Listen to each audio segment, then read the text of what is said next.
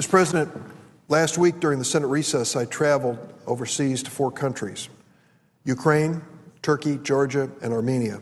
There are so many Armenians across America who have made such a profound impact on our nation, in fact, around the world. The diaspora of Armenian citizens is larger than the current population of that nation. It is a nation that has lived through some terrible brutality and loss of life. The genocide that occurred at the beginning of the last century may have claimed as many as 1.5 million lives as Armenians were displaced from what is now eastern Turkey, many of them pushed into the deserts of Syria where they died. It is a legacy they remember, and I visited the Genocide Museum to acknowledge the great loss of life that Armenia has suffered. There was a special tribute there to Clara Barton, who may be remembered in American history for her work in establishing nursing and health care. She went on late in life in her 70s to Armenia to provide that same kind of assistance, and she's given special recognition in Yerevan, Armenia today.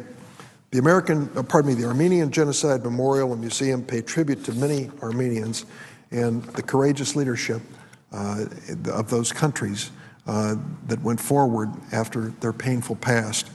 I called on President Gül of Turkey when I visited with him, as I did several years ago, to work closely with Armenia to try to resolve past differences, to make an honest acknowledgement of the history between the two countries, and to try to work out a peaceful and cooperative relationship.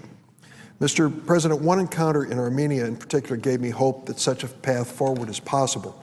I had the chance to meet with 6 Armenians who participated in a U.S.-supported program, a cross-border program with Turkey. Artists, journalists, business entrepreneurs, filmmakers, and high school students, and some of their stories were deeply moving. One young high school student named Victoria talked about the summer camp she visited in Vermont with Turkish high school counterparts, how they broke through some of the stereotypes and started friendships. A filmmaker talked about joint film programs made with her Turkish counterparts and then shown at an Istanbul Film Festival. And an entrepreneur in Armenia talked about a service he set up to help business people from Turkey work in Armenia and invest in that country. These stories gave me hope that some of the painful wounds between these countries can be healed.